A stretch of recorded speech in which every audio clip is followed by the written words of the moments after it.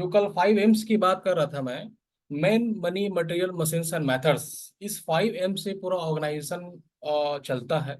इसी 5 एम्स के इन्वॉल्वमेंट से ऑर्गेनाइजेशन आगे रन करता है और जो ऑब्जेक्टिव सेट करता है उसको अचीव करने के लिए 5 एम्स इसमें हेल्प करते हैं। जिसमें सबसे सुपीरियर कहा जाए तो मैन पावर ही होता है। मनी मटेरियल मशीन्स काम करते हैं, बस सुपीरियर जो है वो मैन पावर है। और मैन पावर को हम स्टडी करना वो एचआरएम के तहत में आता है, यानी कि human resource management. Means human being, जो मेल हो या फीमेल हो या ट्रांसजेंडर हो, जो भी हो, वो एक हमारा एक संसाधन है, रिसोर्स है। उसको सही तरीके यूज करके हम अपना ऑब्जेक्टिव्स यानी ऑर्गेनाइजेशन का ऑब्जेक्टिव्स को फुलफिलमेंट कैसे प्राप्त करें, कैसे उसको अचीव करें, ये एचआरएम के तहत हम पढ़ते हैं। जिसमें हमने कल एचआरएम का मीनिंग्स वगैरह पढ़े कि एचआरएम है क्या चीज, उसमें क्या क्या सम्मिलित है और क्या क्या पॉइंट्स उसमें, क्या कौन कौन से बिंदु पे डिस्कशन करना है आगे, और एचआरएम के तहत उसमें कौन कौन सा आता है, वो सारी चीजें जो रिक्वायरमेंट है, जो हमारा ऑब्जेक्टिव है, उसके हिसाब से कितने मैन पावर की जरूरत है, वो सब प्लानिंग के तहत में आता है। एक रफ शेड्यूल बनाकर उसमें काम करना कि हमको कितने मैन पावर की जरूरत है, प्लानिंग के तहत आया। फिर उसके बाद हम जॉब एनालाइज किए, जॉब को डिजाइन किए कि किस डिपार्टमेंट में किसके तहत उसको एनालाइज करना है कि कहाँ कहाँ डिपार्टमेंट में कौन कौन सा मैन पावर के, कौन कौन सा एक्सपर्टीज का नॉलेज के मैन पावर हमको चाहिए। सारा चीज जॉब एनालिसिस के अंदर में करते हैं, उसको डिजाइन करते हैं। उसके बाद जॉब को डिजाइन करने के बाद हम क्या करते हैं, एम्प्लॉयज यानी मैन पावर्स को क्या करते हैं, रिक्रूट करते हैं, लेके आते हैं। अब वो अकॉर्डिंग टू उनके क्वालिफिकेशन के हिसाब से, जो हम हमारे ऑर्गेनाइजेशन को रिक्वायरमेंट है उसके हिसाब से हम रिक्रूट करते हैं। फिर उसमें से जो, जैसे मान लें 10 लोग इंटरव्यू के लिए आए हुए हैं, तो उसमें सबसे जो बेस्ट होते हैं उसको सिलेक्शन करना, यानी सेकंड उसके बाद पार्ट जो आता है वो सिलेक्शन। पहला क्या है, प्लानिंग, दूसरा जॉब एनालिसिस एंड डिजाइन किए, फिर रिक्रूट किए, फिर उनमें से जो बेस्ट है, जो हमारे ऑर्गेनाइजेशन के फुलफिलमेंट करते हैं रिक्वायरमेंट को, उसको सेलेक्ट करते हैं। फिर उसके बाद सिलेक्शन के बाद उसको प्रमोट करने के लिए उसको ट्रेनिंग देना, स्किल का डेवलपमेंट करना और प्रॉपर रेमुनरेशन देना, कंपनसेशन देना, वेजेस देना। फिर उसके बाद उसको स्किल को डेवलप करके उनको अलग अलग डिपार्टमेंट्स में ट्रांसफर करना, प्रमोशन देना। ये सारा चीज डेवलपमेंट के अंदर में उसको करते हैं। इसको हमने कल स्टडी किया है। ठीक है, आज हम इसके आगे चलेंगे। ठीक है, आज जो हम स्टडी करने वाले हैं वो एचआरएम सिग्निफिकेंस। सिग्निफिकेंस मतलब महत्व, इंपॉर्टेंस बोल सकते हैं इसको, महत्व है कि एचआरएम को पढ़ने से क्या फायदे हैं, क्या इंपॉर्टेंस है, उसका क्या महत्व है, क्यों पढ़ना है हमको। तो पहला जो है स्ट्रेटेजिक रिक्रूटमेंट एंड रिटेंशन। इसमें क्या होता है, रिक्रूटमेंट जैसे किसी भी ऑर्गेनाइजेशंस को जो उसका ऑब्जेक्टिव मिशन विजन है उसके हिसाब से ही ऑर्गेनाइजेशन क्या करता है, रिक्रूट करता है, डिप्लॉयड करता है मैन पावर को। तो वो एक स्ट्रेटेजी बना के रखता है कि हमको इस तरीके से पर्सन और इस नॉलेजेबल के पर्सन और उसके एक्सपर्टीज को ही लेके आना है अपने ऑर्गेनाइजेशंस में, ये पहले स्ट्रेटेजी बनाता है। एचआरएम जो पार्ट है वो स्ट्रेटेजी पहले बनाता है। स्ट्रेटेजी बनाने से क्या होता है, जो प्रॉपर रिक्रूटमेंट होगा, मींस जो उसको चाहिए, जो ऑर्गेनाइजेशन को नीड है, उसके ऑब्जेक्टिव्स को फुलफिलमेंट करने के लिए उसी के रिक्वायरमेंट के हिसाब से ही मैन पावर को हायर करेगा। तो पहले स्ट्रेटेजी बनाएगा, स्ट्रेटेजी बनाएगा तभी प्रॉपर रिक्वायरमेंट कर सकता है। तो ये जो पहला विशेषता यानी कि महत्व एचआरएम का इसलिए है, वो प्रॉपर रिक्रूटमेंट पॉलिसीज लेके आता है ताकि वो प्रॉपर डिप्लॉयड कर सके, सही यानी कि राइट पर्सन को डिप्लॉयड कर सके अपने ऑर्गेनाइजेशन के अंदर में। इसलिए ये सिग्निफिकेंस है एचआरएम को पढ़ना। दूसरा इसमें दिया हुआ है रिटेंशन, मतलब देखिए एक बार जैसे कोई एम्प्लॉय डिप्लॉयड हो गया ऑर्गेनाइजेशन के अंदर में, तो वो लंबे समय तक उसको रोक के रखना अपने ऑर्गेनाइजेशन में पॉसिबल नहीं होता। क्योंकि देखिए कि वो जो अभी बहुत सारे मल्टीनेशनल कंपनी है और छोटे से लेकर बड़े कंपनी जो भी है, जहां पर वर्कर्स एम्प्लॉयज काम करते हैं, उनको उनका जो है जॉब सेटिस्फेक्शन के साथ सैलरी बहुत मैटर करता है कि उनको सैलरी कितना, वेजेस कितना दे रहे हैं, उस पर मैटर करता है। तो कभी कभी क्या होता है, मोस्टली, इसको कभी कभी नहीं बोल सकते, मोस्टली यही होता है, सब आपका मेरा सबका यही रहेगा कि जहां हम काम कर रहे हैं वहां पर सैलरी हाइक होते जाए, बढ़ते जाए। आज हमारा 10,000 है तो कल 20,000, 20,000 30,000, हम हाइक चाहते हैं, अपने आप में हाइक चाहते हैं। तो वो जो भी एम्प्लॉयज डिप्लॉयड होंगे वो क्या चाहेंगे, कि हम आगे बढ़ें और हमारा सैलरी बढ़े। तो क्या करते हैं, एक कंपनी से दूसरे कंपनी में स्विच कर देते हैं, क्योंकि वहां का सैलरी मान लो 10,000 है, दूसरे कंपनी में उसको 20,000, उसी काम के लिए 20,000 रुपये दे रहे हैं। फिर उसी काम के लिए दूसरी कंपनी 30,000 रुपये दे रहे हैं, तो वो क्या करते हैं, जम कर देते हैं। आजकल देखिए कि सीटीसी चलता है, पैकेज सिस्टम चलता है। तो जैसे कोई एचआर मैनेजर है किसी कंपनी में, 7 लाख रुपीज में आया हुआ है, तो कोई कंपनी उसको 10 लाख रुपीज देता है, तो वो हाइक हाइक मिलता है उसको, तो जंप कर देता है। तो कंपनी का इसमें क्या है, लॉसेस है। कंपनी का इसमें क्या है, लॉस होगा, क्योंकि देखिए पहले डिप्लॉयड किया उस पर्सन को, जो उसको जो उनका स्किल है उसके हिसाब से उसको डिप्लॉयड किया, अपने कंपनी में लेके आया, वर्क सिखाया, ट्रेनिंग दिया, स्किल को डेवलप किया, अपने ऑर्गेनाइजेशन में काम करवाया। काम करवाने के बाद अब कुछ दिनों तक काम किया, उसके बाद उसको छोड़ के चला जाएगा, तो उसको फिर वही चीज प्रोसेस करने में, उस ऑर्गेनाइजेशन को फिर वही प्रोसेस करेगा। वो जगह खाली हो गया, उस जगह खाली को फिर भरने के लिए फिर वो रिक्रूटमेंट निकालेगा, फिर सिलेक्शन करेगा, फिर उसको ट्रेनिंग देगा, ये सारा चीज करेगा। तो कंपनी की एचआरएम की पॉलिसी ये होना चाहिए कि उसको रोक के रख सके, उस एम्प्लॉय को रिटेन करके रख सके अपने ऑर्गेनाइजेशन के अंदर में, ताकि वो लॉन्ग रन तक काम कर सके और वो अच्छे से प्रॉफिटेबल में कन्वर्ट कर सके। तो ये रिटेंशन बहुत जरूरी है। तो ये सिग्निफिकेंस, इसका एचआरएम का सिग्निफिकेंस यही है कि वो स्ट्रेटेजिक रिक्रूट करके वो रिटेन करके रखता है डिप्लॉयड एम्प्लॉयज को, यानी पर्सन जो मैन पावर है उसको करता है। दूसरा इसमें है contributing to organisational profitability. Means क्या है, अगर देखिए सीधी सी बात है, जब हम जो स्किल हमको चाहिए, जो नॉलेजेबल पर्सन चाहिए, उसको हम लेके आए हैं, राइट पर्सन को हम अपने ऑर्गेनाइजेशन में लेके आए हैं, तो राइट एट राइट क्वांटिटी में लेकर आए हुए हैं, तो क्या है, जाहिर सी बात है जो हमारा ऑब्जेक्टिव उसके हिसाब से ही लेके आए। जैसे हमको 10% की रिक्वायरमेंट है, तो 10% ही लेके आए, उसमें 11% तो किए नहीं, ठीक है, क्योंकि उसमें कॉस्ट भी बैठता है। जब डिप्लॉयड करते हैं मैन पावर, तो उसमें कॉस्ट भी बैठता है। तो 10% की रिक्वायरमेंट है, हमको जो प्रोडक्टिविटी चाहिए उसके हिसाब से हमको 10% की रिक्वायरमेंट है, तो हम 10% ही लेके आ रहे हैं। और ये 10% जो लेके आए हुए हैं और ये काम करते हैं, तो किसका किसका अचीवमेंट फुलफिलमेंट करते हैं, वो ऑर्गेनाइजेशन का। तो एचआरएम का काम ये होता है, उसका विशेषता इंपॉर्टेंस ये है कि वो ऑर्गेनाइजेशन के जो मोटिव है, जो गोल्स है, उसको इजिली वे में अचीव कर सके और उसको प्रॉफिट दे सके, जितना मैक्सिमम मैक्सिमम प्रॉफिट दे, मिनिमम मतलब मिनिमम कॉस्ट लगा के वो मैक्सिमम आउटपुट दे सके। ये एचआरएम का काम होता है कि वो कम से कम लागत में वो डिप्लॉयड करे पर्सन को, ठीक है, मैन पावर को डिप्लॉयड करे अपना ऑर्गेनाइजेशन के अंदर में, और वो जो मैन पावर हो वो बेटर अपना आउटपुट दे सके और ऑर्गेनाइजेशन को प्रॉफिट कंडीशन में पहुंचा सके। तो ये सेकंड जो पॉइंट है, contributing to organisational profitability. Next इसमें है, इसके विशेषता में यानी कि इंपॉर्टेंस में, नेक्स्ट एचआरएम का इंपॉर्टेंस ये है कि एनकरेजिंग टीम कोलेबोरेशन। मीन्स क्या होता है, जब इसमें डिप्लॉयड पर्सन काम कर रहे हैं, तो काम करते हैं इंडिविजुअली रूप में काम कर रहे हैं, उनको काम सौंप दिया गया है, उसको काम करते हैं। बट ये क्या है कि ऐसा टीम की तरह काम कर रहे हैं, जिस विभाग में भी काम कर रहे हैं, चाहे वो किसी विभाग में हो, एचआर डिपार्टमेंट या फिर मार्केटिंग हो या प्रोडक्शन हो या किसी भी XYZ किसी भी डिपार्टमेंट में हो, वहाँ के जो इंडिविजुअल पर्सन है, अगर वो टीम की तरह काम करता है, तो क्या होगा, इजिली अचीव द गोल, गोल को इजिली अचीव कर सकता है। तो ये एचआरएम का इंपॉर्टेंस है। जो एचआर मैनेजर्स होते हैं ना, वो एनकरेज करके रखते हैं टीम को, कोलैबोरेट करके रखते हैं, ताकि वो अपना मैक्सिमम आउटपुट दे सके। ठीक है, ये हो गया तीसरा पॉइंट। इसकी विशेषता, इसकी इंपॉर्टेंस किसकी, एचआरएम की, ह्यूमन रिसोर्स मैनेजर की, यानी ह्यूमन रिसोर्स मैनेजमेंट डिपार्टमेंट्स की एक विशेषता है। नेक्स्ट है प्रिपेयरिंग फ्यूचर लीडर्स। देखिए, अब देखिए नंबर ऑफ एम्प्लॉयज काम कर रहे हैं, उसमें से कुछ ऐसे एम्प्लॉयज होंगे, मान लीजिए 10 एम्प्लॉयज है, उसमें से कुछ ऐसे एम्प्लॉयज होंगे, स्किल सबके पास में होगा काम करने के लिए, वो काम को निष्पादन करेंगे, कंप्लीट करेंगे। लेकिन 10 में से कुछ ऐसे भी एम्प्लॉयज होंगे जो कि अपना बेटर आउटपुट देते होंगे, बेटर आउटपुट देते होंगे, दूसरे अपने कलीग्स को गाइडलाइन देते होंगे, ठीक है, अपने कलीग्स गाइडलाइन देते होंगे, उनको मोटिवेट करते होंगे, सेल्फ मोटिवेट करते होंगे, एक दूसरे को मोटिवेट करते होंगे। तो कुछ ऐसे एम्प्लॉयज होंगे, तो वो एम्प्लॉय ऐसा लीडर की तरह काम करेंगे इन फ्यूचर। तो ये क्या, एचआरएम क्या करता है, प्रिपेयर करता है एक फ्यूचर लीडर।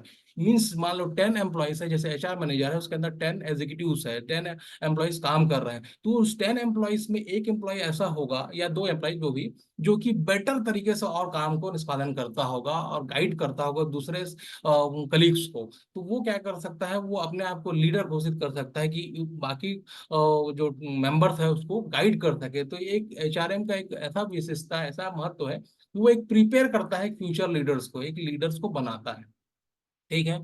नेक्स्ट है इसमें strengthening management and labour relation, means two way process है। मींस इसमें क्या होता है, एचआरएम विशेषण इसमें ऐसा है कि मैनेजमेंट, जो एचआर मैनेजर बैठा हो और जो एग्जीक्यूटिव्स हो उनके बीच में, या एग्जीक्यूटिव ना लेके हम बोल सकते हैं लेबर्स हो, तो उनके बीच में एक प्रॉपर कोऑर्डिनेशन, ट्रस्ट फैक्टर बना के रखता है, रिलेशनशिप बना के रखता है, ताकि वो कम्युनिकेशन को one way two way convert कर सके और जो उनका मैक्सिमम जो गोल है वो अचीव कर सके। ठीक है, तो ये एचआरएम क्या करता है, क्या विशेषता, क्या महत्व है, स्ट्रेंथ करता है मैनेजमेंट और लेबर के रिलेशंस को। ठीक है। नेक्स्ट इसमें है कैरियर एडवांसमेंट अपॉर्चुनिटी। मीन्स जो डिप्लॉयड पर्सन है, तो जाहिर सी बात है, अभी पिछले स्लाइड्स में हम लोग को बताया था कि इनका क्या करते हैं, स्किल को डेवलप करते हैं, प्रॉपर ट्रेनिंग देते हैं और उस काम को करने का और थोड़ा सा स्किल, जो भी स्किल उनके अंदर इनबिल्ट इनहेरेंट होगा, प्लस जो कि वो सीख कर आया होगा, लेकिन जब उसको काम कराने के लिए हम भेजते हैं तो कुछ उसको ट्रेनिंग दिया जाता है उस काम को करने के लिए।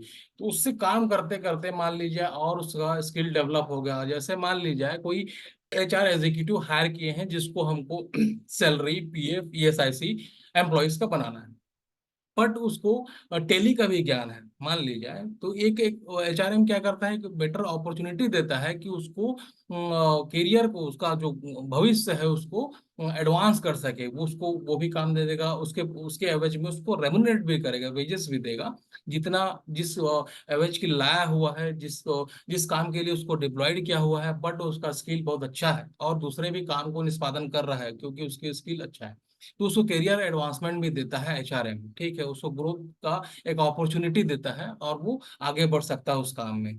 ठीक है। नेक्स्ट है अचीविंग ऑर्गेनाइजेशन गोल। एचआरएम का सिग्निफिकेंस ही यही है, मेजर सिग्निफिकेंस बोल सकते हैं इसको, क्योंकि मेजर क्या है, गोल, जो ऑर्गेनाइजेशन का गोल है उसको अचीव करना। तो ऑर्गेनाइजेशन का गोल को अगर कैसे अचीव करेंगे, अगर प्रॉपर हर डिपार्टमेंट काम करता है, मैं एचआर की ही बात नहीं करता, एचआर डिपार्टमेंट की बात नहीं करता हूँ, हर डिपार्टमेंट अपना अपना कंट्रीब्यूशन देता है और एट द एंड जो प्रोडक्टिविटी है उसको फॉलो अप करता है, अपने गोल को अचीव करता है। लेकिन एचआर एचआर जो होता है वो एक इंपॉर्टेंट रोल करता है, क्योंकि वो काम को निष्पादन करने का काम ही मैन पावर करता है। हर डिपार्टमेंट में, चाहे वो कोई भी डिपार्टमेंट हो, man power involvement very necessary है और वही मैन पावर ही काम को पूरी करता है। तो मैन पावर सही रखना अपने ऑर्गेनाइजेशन में, चाहे किसी भी डिपार्टमेंट में सही रखना, ये ऑर्गेनाइजेशन के गोल को अचीव करने के लिए अग्रसर करता है। ठीक है, तो ये है एचआरएम का सिग्निफिकेंस। देखिए सिग्निफिकेंस मतलब क्या होता है, अभी हम पढ़े इम्पोर्टेंस, वही एक अलग पार्ट में कर दिया गया है इम्पोर्टेंस, ये भी सेम चीज है, सिग्निफिकेंस ही जो है वही इम्पोर्टेंस है, वही सिग्निफिकेंस है। तो इम्पोर्टेंस में भी कुछ पॉइंट को हम पढ़ लेते हैं कि एचआरएम महत्व क्यों रखता है, क्या क्या इंपॉर्टेंस है। तो ये नेक्स्ट इस स्लाइड में हम इसको कवर अप कर लेते हैं। देखिए इसमें पहला जो पॉइंट दिया हुआ है, enhancing the quality of work life balance. Means किसकी क्वालिटीज को बढ़ाता है, वो वर्क की क्वालिटीज को बढ़ाता है। अगर हम डिप्लॉयड पर्सन सही राइट पर्सन को लेके आए हैं, तो जो वर्क को क्वालिटी होगा वो तो इंक्रीज हो गई। अगर मान लीजिए हम एक ऐसा पर्सन को डिप्लॉयड किए हुए हैं जिसको पढ़ के आया है, जैसे हमको एचआर मैनेजर की आवश्यकता है, एचआर मैनेजर का वो एमबीए किया हुआ है, एचआर से किया हुआ है, बट उसको उसको एक्सपीरियंस किसी चीज का नहीं है, पढ़ के आया हुआ है, एचआर फील्ड से पूरा नॉलेज लेके आया है, पर वो काम नहीं किया, एक्सपीरियंस नहीं है उस चीजों में।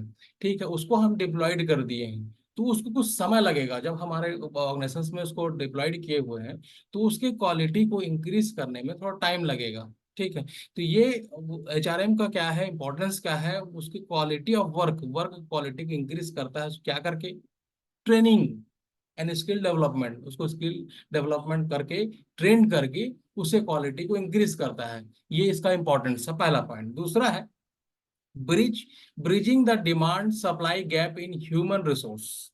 मीन्स क्या है, देखिए एचआरएम का मेन उद्देश्य क्या है? Deployed of person, deployed of man power. तो डिप्लॉयड कब करेगा वो, और क्यों करेगा, और कितने मात्रा में करेगा, ये उसकी स्ट्रेटेजी पे डिपेंड है, उस मैनेजमेंट के, उस ऑर्गेनाइजेशन के मैनेजमेंट के स्ट्रेटेजी पे डिपेंड है कि कितने नंबर्स में डिप्लॉयड करना है। तो इसका एचआरएम का इम्पोर्टेंस ये है कि जितना जरूरत है, जितना डिमांड है ऑर्गेनाइजेशंस को अपने मोटिव को पूरा करने के लिए, उतना ही सप्लाई यानी कि बाहर से डिप्लॉयड करेगा पर्सन को।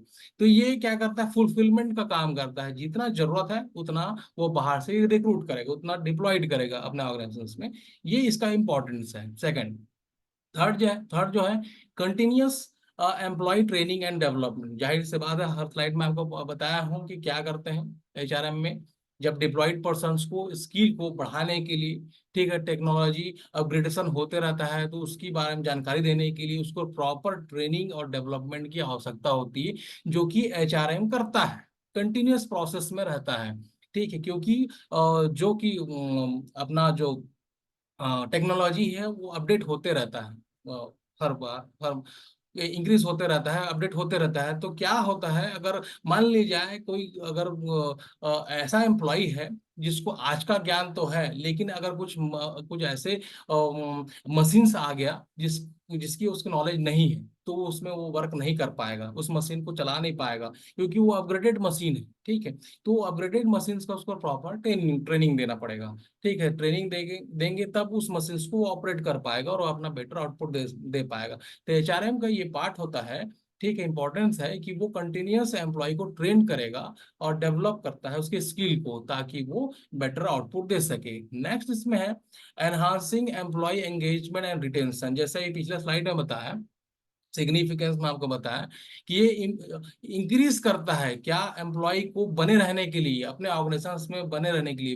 के लिए कैसे, क्या क्या फैक्टर उसको इन्वॉल्व करेगा, उसके रेम्युनरेशन, उसके वेजेस हो गया, उसके स्किल डेवलपमेंट, जॉब सेटिस्फेक्शन, ये सारा जो पॉइंट है उसको रहने के लिए, अपने कंपनी में रहने के लिए उसको बाधित करेगा, रोक कर रखेगा, और दूसरे कंपनी में स्विच नहीं करेगा। अगर उस कंपनी का ऐसा नॉर्म्स रहेगा कि उसके जॉब उसको डिप्लॉयड पर्सन को अगर सेटिस्फेक्शन नहीं है, तो जाहिर सी बात है, जॉब सेटिस्फेक्शन ना हो या फिर सैलरी उसको जिस हिसाब से चाहिए उसको ना हो, तो क्या है, स्विच करेगा, दूसरे कंपनी में स्विच करेगा। तो एचआरएम का पार्ट होता है, इंपॉर्टेंस होता है कि वो एम्प्लॉय को इंगेज करके रखे अपने काम के प्रति, और रिटेन रोक कर रखे, ताकि वो लॉन्ग रन तक अपने कंपनी में काम कर सके, और हम उस ऑर्गेनाइजेशन के जो ऑब्जेक्टिव और मोटिव है उसको फुलफिलमेंट कर सके। नेक्स्ट है fostering a positive work place culture. Human resource का मेजर एक और काम होता है, जो कि इन्वायरमेंट कल्चर, जो वर्किंग कल्चर है उसको पॉजिटिव बना कर रखना। देखिए, अगर नेगेटिव अगर बना कर रखेगा, तो जो वहाँ के मेंबर डिप्लॉयड पर्सन होंगे, वो काम सही तरीके से नहीं कर पाएंगे। मान लीजिए अगर जो एचआर मैनेजर होगा स्ट्रिक्ट नेचर का होगा, स्ट्रिक्ट नेचर होगा, उसके अंदर मान लो 10 एम्प्लॉइज काम कर रहे हैं, वो स्ट्रिक्ट नेचर का होगा, वो गलत सलत बोलता होगा अपने एम्प्लॉइज को, या फिर काम कराने का तरीका ही सही नहीं होगा, नेगेटिव इन्वायरमेंट क्रिएट करता हो, तो वो जो एम्प्लॉइज है वो सही तरीके से अपना बेटर आउटपुट नहीं दे पाएंगे। ठीक है, तो जो एचआर मैनेजर के अंदर स्किल होना चाहिए ऐसा, ताकि वो पॉजिटिव इन्वायरमेंट कर सके, वर्किंग कल्चर दे सके, ताकि डिप्लॉयड पर्सन जो है वो अच्छे तरीके से काम कर सके और अपना बेटर आउटपुट दे सके। तो एचआरएम का काम होता है fostering a positive work place culture, अच्छी तरीके से पॉजिटिव वर्क प्लेस देता है, ठीक है, पॉजिटिव इन्वायरमेंट देता है, ताकि अच्छे से काम कर सके। नेक्स्ट है comprehensive compensation management. Means HRM में कंपनसेशन देने का काम होता है, वेज सैलरी वगैरह तो देता है, ठीक है, उसी के लिए वो डिप्लॉयड किया हुआ पर्सन को, और उसके अकॉर्डिंगली जिस जिस जॉब के लिए जितना रेमुनरेशन, जितना वेजेस रखा हुआ वो देता है। बट क्या होता है, कंपनसेशन भी देता है। कंपनसेशन मीन्स मतलब कुछ लॉस हो गया, कुछ हानि हो गया, तो उस कंडीशन में भी एम्प्लॉयज को बेनिफिट पहुंचाने का काम क्या करता है, एचआरएम करता है। ठीक है, नेक्स्ट है ड्राइविंग प्रॉफिटेबिलिटी एंड प्रोडक्टिविटी। ये हमेशा क्या करता है, कंटिन्यूअस प्रोसेस है, एचआरएम जो है कंटिन्यूअस प्रोसेस है, हमेशा प्रॉफिटेबिलिटी के लिए काम करता है, और मैक्सिमम आउटपुट यानी प्रोडक्टिविटी इंक्रीज करने का काम करता है। ठीक है, इस पॉइंट में आ जाते हैं स्ट्रेटेजिक मैनेजमेंट कंट्रीब्यूशन। देखिए, सबसे पहले तो जो एचआरएम का जो हेड होंगे, जो मैनेजमेंट के जो हेड होंगे, वो क्या करते हैं, पहले स्ट्रेटेजी डेवलप करते हैं, ठीक है, रिक्वायरमेंट के, जो उनको रिक्वायरमेंट होता है उनके मोटिव को फुलफिलमेंट करने के लिए, उसके हिसाब से वो स्ट्रेटेजी को बनाते हैं। और स्ट्रेटेजी बनाने के बाद उसको कंट्रीब्यूशन, मतलब अपने अपने जो डिपार्टमेंट्स है उसमें कंट्रीब्यूट करने के लिए प्रेरित करते हैं। यानी कि इंपॉर्टेंस एचआरएम का ये है कि स्ट्रेटेजी बनाया जाए, उस स्ट्रेटेजी के अकॉर्डिंग ही काम करेंगे, और उसके हिसाब से ही पर्सन को डिप्लॉयड करते हैं, स्किल नॉलेज एक्सपर्ट के हिसाब से उसको डिप्लॉयड करते हैं। तो सबसे पहले तो स्ट्रेटेजी बनाते होंगे, ठीक है, ये इंपॉर्टेंस है एचआरएम का। ठीक, नेक्स्ट जो है building and maintenance pro corporate image. देखिए ये बहुत इंपॉर्टेंट है ये पॉइंट्स। देखिए कई बार क्या होता है, हम डिप्लॉयड करते हैं पर्सन को, ह्यूमन बीइंग को करते हैं, और वो उसको कुछ दिन काम करता है, जब हम डिप्लॉयड किए पर्सन को, कुछ मतलब मान लीजिए फॉर एग्जांपल 2 महीना 3 महीना काम किया, उस 2 महीना 3 महीने का दरमियान हम उसको स्किल डेवलपमेंट के लिए ट्रेनिंग वगैरह सब प्रोवाइड की। हमारा जो काम है, ऑर्गेनाइजेशन का जो काम है, उसको पूरा समझा है, 2 महीना काम किया, उस काम को समझने के बाद 1 महीना और काम कर लिया, फिर उसके बाद वो छोड़ दिया। ठीक, तो क्या होगा, वो जगह खाली हो गया, फिर हम दूसरा पर्सन को, सेम स्किल के पर्सन को फिर डिप्लॉयड करेंगे, फिर उसको ट्रेनिंग देंगे। 2 महीना काम किया, तीसरा महीना वो भी छोड़ दिया। तो इससे क्या होता है, कॉरपोरेट का जो इमेज है, जो ऑर्गेनाइजेशन का इमेज है, वो नेगेटिव फैक्टर में जाता है। अगर कोई दूसरा कॉर्पोरेट हो, वो सोचेगा इसके यहाँ तो आदमी जो डिप्लॉयड होते हैं वो टिकते नहीं, ऐसा क्या खास बात है कि यहाँ टिकते नहीं है, क्या वो प्रॉपर रेम्युनरेशन वेजेस और सैलरी वगैरह नहीं देते, या फिर उनका वर्किंग एनवायरनमेंट अच्छा नहीं है, उनका बिहेवियर अच्छा नहीं है, या फिर क्या प्रॉब्लम है उस ऑर्गेनाइजेशन के अंदर में। तो कॉर्पोरेट इमेज क्या आता है, नेगेटिव जाएगा। तो ये एचआरएम ऐसा है कि उस जो डिप्लॉयड पर्सन को रोक के रखना, ये तो काम है, रिटेन करके रखना उसको काम है, ठीक है, रिटेन करके उसको रखना अपने पास में, और उसको जैसा उनकी एफिशिएंसी है, उसको जरूरत है, उसके हिसाब से उसको काम करवा के रखे रहना अपने पास। जो मैन फोर्स का जो टर्नओवर रेशो है, उसको अपने ऑर्गेनाइजेशन में एक एज इट इज बना के रखना, ताकि दूसरे कॉर्पोरेट के सामने उसका इमेज सही रहे कि ऐसा कुछ नहीं है भैया। ये तो building and maintaining the corporate image, ये बना के रखता है कौन, एचआरएम का पार्ट। अगर ह्यूमन बीइंग जो डिप्लॉयड पर्सन है वो मैक्सिमम दिन तक काम कर रहे हैं, रह रहे हैं, और मैक्सिमम आउटपुट दे रहे हैं, तो वो उसका सफलता है, ठीक है, उसका सफलता है। अच्छी तरीके से वो एचआरएम को डेवलप करके रखा हुआ है, ताकि तभी डिप्लॉयड पर्सन जो है रिटेन करके रह रहा है, ठीक है। ये बहुत जरूरी होता है, building and maintaining the corporate image, जो एचआरएम का काम होता है। अगर ये नहीं करेगा तो दूसरे कॉर्पोरेट के उसके तहत में उसका इमेज डाउन होगा, यहाँ तो कोई टिकता नहीं है, इस तरीके से। नेक्स्ट जो है एफिशिएंट कॉन्फ्लिक्ट रिसोल्यूशन। इसमें क्या होता है, कॉन्फ्लिक्ट, देखिए अब टीम मेंबर्स काम कर रहे हैं, डिप्लॉयड पर्सन काम कर रहे हैं, तो बहुत सारे मेंबर्स हैं उसमें, तो आपस में लड़ाई झगड़ा होगा किसी भी बात में, नॉर्मल गॉसिप्स में हो गए, या फिर रूल्स रेगुलेशंस के रिगार्डिंग हो गए, या फिर रेमुनरेशन के रिगार्डिंग हो गए, वेजेस के रिगार्डिंग हो गए, कुछ आपस में लड़ाई होगी, मान लीजिए कॉन्फ्लिक्ट होता है, तो ये एचआरएम का मेन जो, इसका जो एचआर मैनेजर्स होगा, उसको रिजॉल्व करने का काम एफिशिएंट तरीके से करता है। तो ये है इंपॉर्टेंस ऑफ एचआरएम। नेक्स्ट हम आते हैं roles of HRM. Roles of HRM means कर्तव्य, उसका रोल। तो रोल क्या है, जो हम अभी जितने अभी तक पढ़े हुए हैं, फंक्शंस पढ़े हुए हैं, इंपॉर्टेंस पढ़े हुए हैं, वही रोल है, वही उसका काम है एचआरएम का। यही चीज जो आपको पिछले बैक स्लाइड्स में पढ़ाया हूँ, वही वही चीज को दोबारा रोल के माध्यम से आपको लिखना होगा। अगर मान लीजिए अगर पूछा जाता है आपको एग्जाम में सिग्निफिकेंस, रोल, इंपॉर्टेंस अगर पूछा जाएगा एग्जाम एग्जाम में आपके, तो उसके हिसाब से आप लिख सकते हैं। जैसे आपको अभी स्लाइड दिख रहा होगा, रोल्स ऑफ एचआरएम, ठीक है, क्या क्या काम करता है, तो ये काम करता है जो आपको सामने स्लाइड में दिख रहा है, क्या क्या काम करता है। Personal planning, HR, human resource planning, personal planning, पहला काम। दूसरा जॉब एनालिसिस डिजाइन, ये सब डिस्क्राइब कर चुका हूँ एक एक तो आपको, लेकिन एक ग्रोथ कर लेते हैं। जॉब एनालिसिस डिजाइन दूसरा। तीसरा maintaining organisation culture, work environmental culture को अच्छे से बना के रखता है, ठीक। चौथा रिक्रूटमेंट एंड ऑन बोर्डिंग, मतलब क्या करता है, जॉब एनालाइज किया हुआ है उसके बाद तो रिक्रूट करेगा, ठीक है, रिक्रूटमेंट प्रोसेस निकालेगा। ये आपका सेकंड या थर्ड चैप्टर है, उसमें जाएंगे क्या क्या प्रोसेस होते हैं रिक्रूटमेंट, तो उसमें पढ़ेंगे। प्रॉपर रेमुनेशन एंड पे रोल देना, ठीक है, और अपडेटिंग वर्क प्लेस, जो पॉलिसीज रूल्स रेगुलेशंस होगा उसको अच्छी तरीके से बना के रखना। एम्प्लॉयज के रिकॉर्ड को मेंटेन करके रखना, ठीक है। परफॉर्मेंस को अप्रेजल करना, जो भी एम्प्लॉयज काम कर रहे हैं उसके परफॉर्मेंस को अप्रिशिएट करने के लिए रिवॉर्ड्स अवार्ड दिया जाता है। ठीक है, उसको अप्रेस करना, सीआर रिपोर्ट जाता है हर साल, ठीक है, उसके हिसाब से प्रमोशन ट्रांसफर ये सब होता है। ठीक है, नेक्स्ट कंपनसेशन मैनेजमेंट ऑबिट करना, ये रोल है एचआरएम का। कंपनसेशन मींस सैलरी और रेमुनेशन के अलावा जो उसमें लॉस या हानि होता है उसको कंपनसेट के रूप में दिया जाता है, कंपनसेशन देना।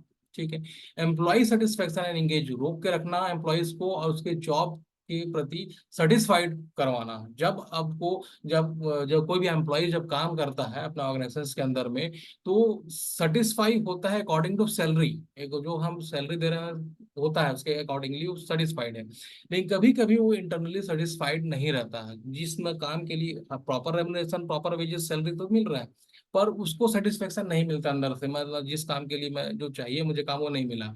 तो जो हेड होता है, जो एचआर हेड होता है ना, उसका एक इम्पॉर्टेंट रोल होता है, ताकि वो सेटिस्फाइड कर, वो समझे, उस एम्प्लॉय को समझे और उसको प्रॉपर सेटिस्फेक्शन मोटिवेट करे उस काम के प्रति, ताकि वो उसको जॉब को रिगार्डिंग सेटिस्फाइड रहे और वो अपना बेटर से बेटर आउटपुट दे सके। यहाँ होता है एम्प्लॉय सेटिस्फेक्शन एंड एंगेजमेंट। ठीक है, नेक्स्ट है करियर डेवलपमेंट, मीन्स उसको बेटर अपॉर्चुनिटी मिलती है डिप्लॉयड पर्सन को, कि वो बेटर से बेटर आगे बढ़ने की कोशिश कर सकता है। वो तो बहुत सारे अपॉर्चुनिटीज मिलते हैं इंटरनली। इंटरनली जब इंटरनली मीन्स ऑर्गेनाइजेशंस के अंदर में, ऑर्गेनाइजेशंस के बाहर में दूसरा ऑर्गेनाइजेशन से तो मिलेगा ही उसको, लेकिन इंटरनली एचआरएम का ऐसा पार्ट होता है कि वो इंटरनली करियर को डेवलप करने का, उसको ग्रोथ देने का काम करती है। ठीक है, नेक्स्ट है लेबर रिलेशंस एंड मेंटेनेंस, ये सारा चीज हम पूरा एबो स्लाइड्स में पढ़ चुके हैं। ठीक है, उसी को हम इसमें रोल्स ऑफ एचआरएम के तहत पढ़ेंगे। नेक्स्ट हम आते हैं essential HR skill. Essential HR skill means जो एचआर मैनेजर होता है, जो उसके नीचे काम करेगा सबऑर्डिनेट डिप्लॉयड पर्सन। ठीक है, तो उसके अंदर एक स्किल होना चाहिए। अगर वो मैनेजमेंट को संभाल कर रखा है, अपने एग्जीक्यूटिव्स को संभाल कर रखेगा, उसको काम कराएगा और ऑब्जेक्टिव्स को फुलफिलमेंट करेगा, तो उसके अंदर एक प्रॉपर स्किल होना चाहिए। क्या क्या स्किल होना चाहिए उस मैनेजर, एचआर मैनेजर के अंदर में? ये सारे पॉइंट्स आपको जो दिख रहे हैं वो स्किल होना चाहिए। Negotiation skill, talent skill, decision making skill, analytic skill, relationship building, maintenance, maintaining employees relation, strategic thinking, legal changes management, emotional intelligence, ये सब होना चाहिए। निगोशिएशन मीन्स क्या होता है? देखिए, एचआर मैनेजर के अंदर सबसे पहला, जब हम रिक्रूट करते हैं, जैसे मान लीजिए कोई एचआर मैनेजर है, उसको 10 एम्प्लॉय की जरूरत है, वो एक एडवर्टाइजमेंट निकालता है, एडवर्टाइजमेंट निकालेगा पेपर के माध्यम से, ऑनलाइन जो भी रिक्रूटमेंट निकालता है। अब आप क्या करेंगे, जो कैंडिडेट्स होंगे वो आएंगे इंटरव्यू देने के लिए आएंगे, चाहे वो टेलीफोनिक हो, अब इंटरव्यू वगैरह सब आगे पढ़ेंगे इसमें कितने प्रकार के हैं, क्या कैसा है। अब वो इंटरव्यू देने के लिए आएंगे, तो जो उसको इंटरव्यूअर जो होगा, जो इंटरव्यू लेगा उसका, ठीक है, तो उसके अंदर ये स्किल होना चाहिए, निगोशिएशन स्किल। देखिए जब कोई आएगा तो 10 लाख का पैकेज शो किया है, 10 लाख का पैकेज उसको मिलेगा साल भर में। ठीक है, ये शो किया हुआ। तो जब वो कोई पर्सन उसके सामने आता है, उस जो स्किल चाहिए, जो स्किल एक्सपर्ट चाहिए, उसके हिसाब से नॉलेजेबल पर्सन आ गया, सामने बैठे हुए हैं, इंटरव्यूअर इंटरव्यू ले रहा है, तो उसको निगोशिएट करेगा कि मान लीजिए उसको 10 लाख का पैकेज है, तो वो क्या 8 लाख में कर सकेगा, 9 लाख में कर सकेगा। इन निगोशिएशन की क्वालिटीज उस एचआर मैनेजर के अंदर होना चाहिए, जो इंटरव्यूअर के अंदर में होना चाहिए, ताकि उसके हिसाब से वो कॉस्ट को कट कर सके। ठीक है, मान ली जाए वो कोई एम्प्लॉय 10 लाख में हायर हो रहा है, ठीक है, 10 लाख में हायर हो रहा है, लेकिन एचआर मैनेजर के अंदर ऐसा स्किल है कि वो 8 लाख में उसको कन्विंस कर लिया और वो हायर कर लिया, वही सेम एक्सपर्टीज के पर्सन को। तो वो उसके अंदर वो स्किल होना चाहिए, वो निगोशिएशन स्किल होना चाहिए, ताकि वो कॉस्ट को कट कर सके। ये पहला निगोशिएशन स्किल है। सेकंड जो है टैलेंट मैनेजमेंट। टैलेंट के हिसाब से, आप टैलेंट से वर्ड से समझ गए होगा, टैलेंट मतलब बुद्धि। जितना ज्यादा बुद्धि उतना ज्यादा काम। ठीक, तो उसके अंदर ऐसा वो मतलब स्किल होना चाहिए, एचआर मैनेजर के अंदर स्किल होना चाहिए कि वो अपने टैलेंट का यूज करते हुए डिप्लॉयड पर्सन को एग्रीगेट करके काम करवा सके, रख सके, रिटेन कर सके। ठीक, ये टैलेंट उसके अंदर होना चाहिए। डिसीजन मेकिंग स्किल, कुछ असीम कंडीशन ऐसे हो जाते हैं जिसमें डिसीजन लेना मुश्किल होता है, कुछ लॉस हो गया या फिर कुछ हो गया, या कुछ अपग्रेड करना है, तो उस कंडीशन में भी उस एचआर मैनेजर का अंदर ऐसा स्किल होना चाहिए, ऐसा डिसीजन मेकिंग पावर होना चाहिए कि वो असीम कंडीशन में, एडवर्स कंडीशन में भी वो क्या करे, डिसीजन ले सके, ये वो उसके अंदर स्किल होना चाहिए। Analytical skill, analytical skill means conceptual skill जैसा होता है, ठीक है, एनालाइज करने की, चीजों को परखने का क्षमता। ठीक है, तो चीजों को परखने का क्षमता, चीज यहाँ पास क्या है, मैन पावर। तो मैन पावर को समझने की क्षमता किसके अंदर होना चाहिए, एचआर मैनेजर के अंदर होना चाहिए, ताकि वो उसके इमोशनल, उसके वैल्यूज को समझ सके और उसको उस डिप्लॉयड पर्सन को मोटिवेट कर सके। तो ये एनालिटिक स्किल अंदर एचआर मैनेजर के अंदर होगा, तब तो कर पाएगा डिप्लॉयड पर्सन को, अपने सब ऑर्डिनेट को कर पाएगा, अदरवाइज कर नहीं पाएगा। तो ये एनालिटिकल स्किल होना चाहिए एचआर मैनेजर के अंदर में। रिलेशनशिप बिल्डिंग, उस एचआर मैनेजर के अंदर कॉन्सियसनेस होना चाहिए, ताकि वो बिल्ड कर सके रिलेशनशिप दूसरे कलीग्स के बीच में, दूसरे डिप्लॉयड पर्सन्स के बीच में। ठीक है, ये स्किल होना चाहिए। कुछ लोग क्या बहुत खड़ूस होते हैं, जो करते नहीं, अपने आप को सुपरसीड बताते हैं, मैं बड़ा हूँ, मैं एचआर हेड हूँ, तो वो रिलेशनशिप मेंटेन नहीं करते। तो अगर रिलेशनशिप मेंटेन करेंगे, मतलब वो आपको घुल मिल के काम करेगा, जो डिप्लॉयड पर्सन है घुल मिल काम करेगा और वो आपको बेटर आउटपुट देगा। तो जरूरी है कि रिलेशनशिप मेंटेन करना, वो एचआर मैनेजर का अच्छा स्किल है ये, कि वो रिलेशनशिप बिल्ड करके रखेगा, ताकि जो आउटपुट है वो बेटर तरीके से मिल सके। ठीक है, तो ये स्किल होना चाहिए। मेंटेनिंग एम्प्लॉइज रिलेशन, में एम्प्लॉय रिलेशन मतलब आपस में रिलेशनशिप, ये तो रिलेशनशिप बिल्डिंग बढ़ाने का बात हो रही थी इसमें। इसमें रिलेशनशिप बना, employees to employees relationship, employees mean तो एक एचआर मैनेजर अपने एम्प्लॉयज का रिलेशन रखता है, लेकिन एम्प्लॉयज टू एम्प्लॉयज रिलेशन भी मेंटेन करके रखना है, ताकि एक दूसरे से कॉन्फ्लिक्ट ना हो, तो एक दूसरे से लड़ाई ना करे और अपना अपना काम को करे, और जो उनका ऑब्जेक्टिव उसी के बेसिस में वो काम कर सके और बेटर आउटपुट दे सके। तो ये उसके अंदर मेंटेन करने की शक्ति, मतलब एक एम्प्लॉय रिलेशंस को एग्रीगेट करने की शक्ति इसके अंदर होना चाहिए, एचआर मैनेजर के अंदर स्किल होना चाहिए। ठीक है, नेक्स्ट है स्ट्रेटेजिक थिंकिंग, मतलब कुछ चीजें डेवलप करने की, बनाने की, मेकिंग करने की क्षमता होना चाहिए। जैसे स्ट्रेटेजिक बनाना, मतलब रूल्स रेगुलेशन पॉलिसीज बनाना अकॉर्डिंग टू जो उसका ऑब्जेक्टिव है, जो ऑर्गेनाइजेशन का ऑब्जेक्टिव है उसके हिसाब से मेक करना, बनाना किसका काम है, एचआर मैनेजर्स का काम है। ठीक है, उसके अंदर ये स्ट्रेटेजिक थिंकिंग होना चाहिए। मान लीजिए हमको अभी 2,000 यूनिट प्रोड्यूस कर रहे हैं इस महीना, अगर 4,000, अगर वो सोच रहे हैं कि 4,000 प्रोडक्शन करना है दूस नेक्स्ट मंथ, तो उसके लिए क्या क्या करना पड़ेगा, मैन पावर बढ़ाना है या घटाना है, या टेक्नोलॉजी को लाना है, या फिर मशीन्स को अपग्रेड करना है, क्या करना है, ये स्ट्रेटेजिक थिंकिंग वो एचआर मैनेजर के अंदर होना चाहिए, ताकि अच्छे से वो काम कर सके। नेक्स्ट है लीगल एंड एथिकल कॉम्पिटेंसी। देखिए, किसी को हम डिप्लॉयड करते हैं तो सब लीगल वे में होता है, उसको अपॉइंटमेंट लेटर देते हैं। ठीक है, फिर उसको अगर निकालना, फायरिंग भी करना है, हटाना भी है, तो वो भी लीगल तरीके से नोटिस वगैरह देके हटाते हैं, क्योंकि अकॉर्डिंग टू लेबर लॉ सब लीगल वे में करना होता है। ठीक है, जैसे कल मैं बताया आपको, छत्तीसगढ़ गवर्नमेंट के हिसाब से अगर वो 3 कैटेगरीज में, अगर लेबर्स के कैटेगरीज को बांटा हुआ है, skilled, semi skilled and high skilled, उसके उसके वेजेस, उसके जो रेम्यूनरेशन है उसको निर्धारित किया है, निर्धारित मापदंड है। फॉर एग्जांपल, एक छोटा एग्जांपल लेते हैं, स्किल्ड का अगर 450 रुपया पर डेली डेली वेजेस रखा हुआ है, तो 450 रुपया आपको देना होगा, अनिवार्य कंडीशन, यानी कि जो रूल्स रेगुलेशन लीगल है उसको आपको फॉलो करना है इथिकल वे में।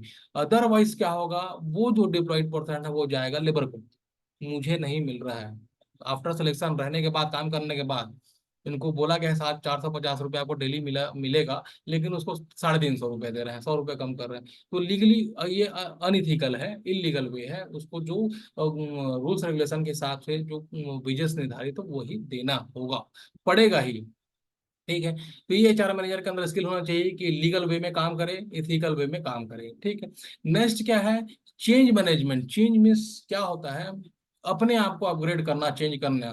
कुछ एचआर मैनेजर ऐसे होंगे कि मैं जो सीख गया हूँ वो सीख गया हूँ, अब इसके बाद सीखने का कोई मतलब नहीं, ऐसे ही करना है जब मरते दम तक, 30 साल तक मुझे यहाँ नौकरी करना है और वही करना है, तो वो नहीं चलेगा, क्योंकि अपग्रेडेशन चलते रहता है, टेक्नोलॉजी का अपग्रेडेशन होगा। जैसे कुछ जैसे किसी को कंप्यूटर नहीं आता है, मान लीजिए फॉर एग्जांपल, किसी एम्प्लॉय से कंप्यूटर नहीं आता है, उस एचआर मैनेजर कंप्यूटर नहीं आता है, जिस समय वो असाइंड हुआ था उसमें कंप्यूटर की जरूरत नहीं थी, और वो काम को अपना सही तरीके से निष्पादन कर रहा था, बट उसको उस समय कंप्यूटर नहीं आता था। लेकिन आज के डेट में, आज के जो अपग्रेडेशन के मॉड्यूल में, उसको टेक्नोलॉजी को यूज करना ही होगा, शॉर्टकट वे में अगर काम करना है, ठीक है, ग्रेटर एफिशिएंसी देना है, तो उसको टेक्नोलॉजी का यूज करना होगा। तो अपने आप को चेंज करने की पद्धति उसके अंदर स्किल होना चाहिए, कि अपने आप को जैसा टेक्नोलॉजी है, जैसा अपग्रेडेशन हो रहा है इन्वायरमेंट में, उसके हिसाब से अपने आप को चेंज करें, ये स्किल उसके अंदर होना चाहिए, चेंज की स्किल।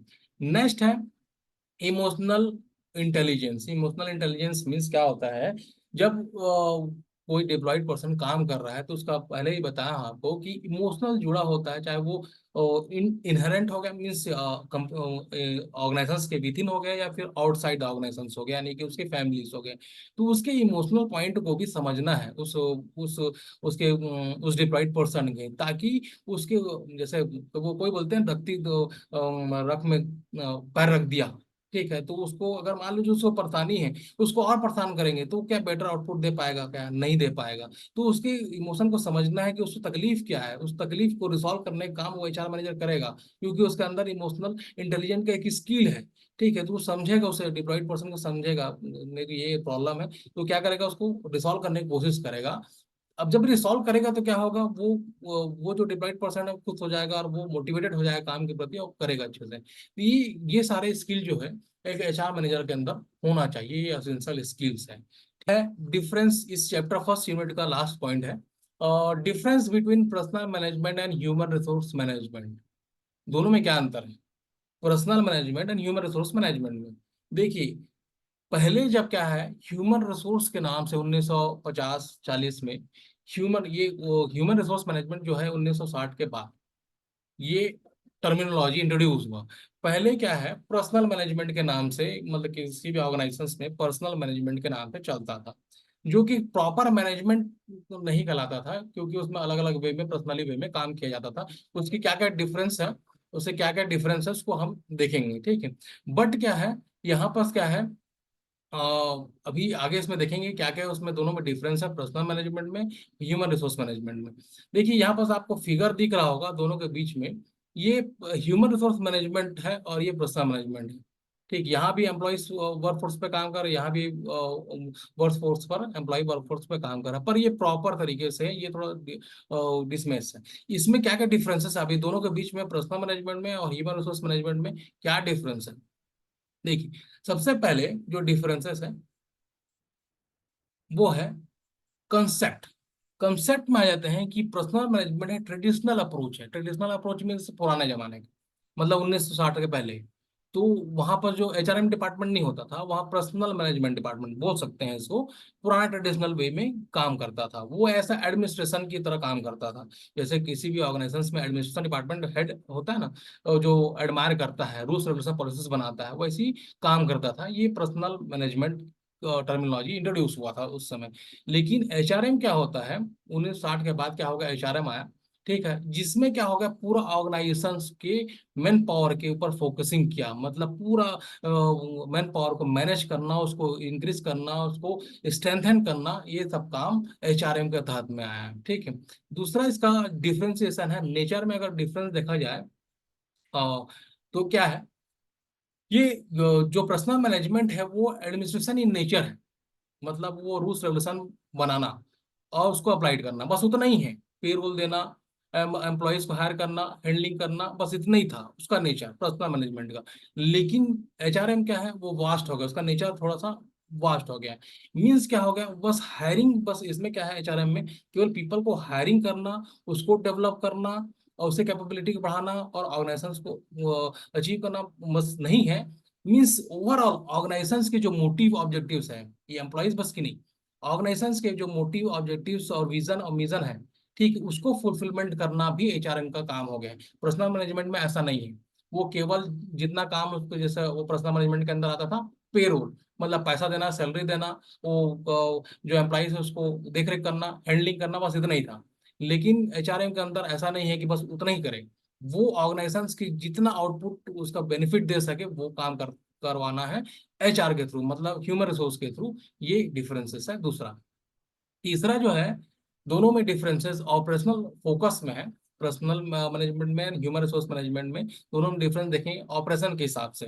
देखिए, पर्सनल मैनेजमेंट जो है प्रिमली फोकस करता है किसमें, वर्कफोर्स यानी काम पे, ठीक है, जो एम्प्लॉयमेंट रूल्स रेगुलेशन लॉ के हिसाब से वर्कफोर्स यानी काम पे ही बस मैनेजिंग का फोकस करता है।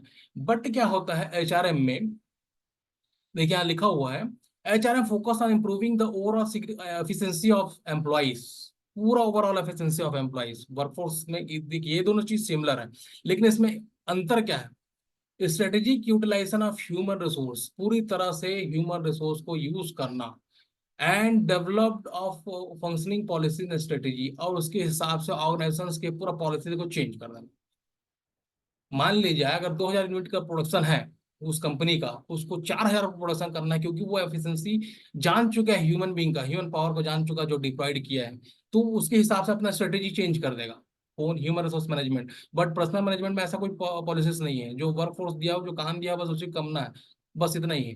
एम्प्लॉयमेंट लॉ के हिसाब से उतना ही करना है।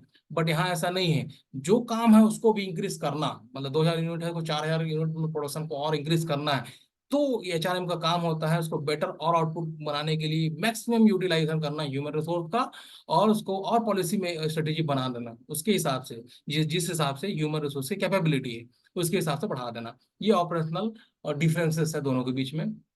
नेक्स्ट डिफरेंसेस है स्कोप का। दोनों का स्कोप में डिफरेंसेस है। पर्सनल माइनर स्टेज में था, मतलब नेटवर्क सेंस में था, छोटा ब्रॉड एडमिनिस्ट्रेशन, एडमिनिस्ट्रेशन लेवल पे काम करता था मैं, छोटा एम्प्लॉय रखना है भैया, आज जो जॉब डिसाइड किए गए हैं उस जॉब के डिसीजन के हिसाब से ही काम में रखना, उतने ही पीपल को काम में रखना, काम करवाना, बस इतना नेटवर्क सेंस में था, इसका scope छोटा सेंस में था। लेकिन ह्यूमन रिसोर्स बड़ा वाइड स्कोप है, वाइड एक्सपेक्ट है, ठीक। वो कहाँ कहाँ पर काम करती, हायरिंग बस का काम नहीं करती है, मेन पावर को बट डिप्लॉयड करने का काम नहीं करती, पूरा ऑर्गेनाइजेशन के जो मोटिव और उसका ऑब्जेक्टिव्स को फुलफिलमेंट का काम करेगी, वो ऑर्गेनाइजेशन को डेवलपमेंट काम करेगी, उसके जो प्लानिंग्स है ऑर्गेनाइजेशन को उसको अचीव करने के प्लग का काम करेगी एचआरएम। तो दोनों के जो स्कोप में डिफरेंसेस है, ब्रॉड सेंस में ह्यूमन रिसोर्स मैनेजमेंट है, वाइडर सेंस में पर्सनल मैनेजमेंट है। नेक्स्ट जो है डिफरेंसेस जो है, डिसीजन मेकिंग के आधार पर दोनों का डिफरेंशिएशन किया गया है। डिसीजन मेकिंग देखिए, पर्सनल मैनेजमेंट में क्या है, स्लो प्रोसेस, रिएक्टिव, मतलब छोट, क्योंकि एडमिनिस्ट्रेशन छोट, मान लीजिए 10 एम्प्लॉय की जरूरत है, 10 एम्प्लॉय हायर कर दिए, बस उतना ही काम करवाना है जितना उनको जरूरत है, ये पर्सनल मैनेजमेंट के अंदर होता था, निर्भर सेंस है, ठीक है। ये छोटा स्लो प्रोसेस, डिसीजन मेकिंग यहाँ छोटा ही होगा, उतना ही होगा जितना उनको जरूरत है।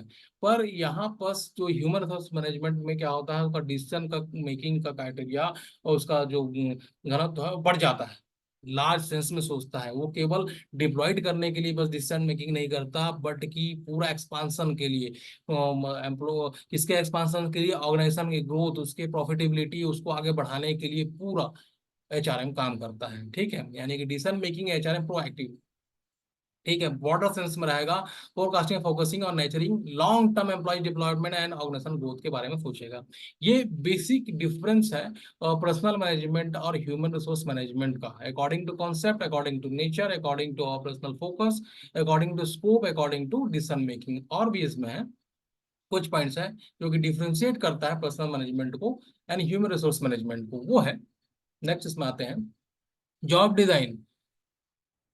उसी के डिफरेंशिएशन में कुछ पॉइंट्स और हैं, job design, employ relation, compensation, benefit, training and development, strategic rule.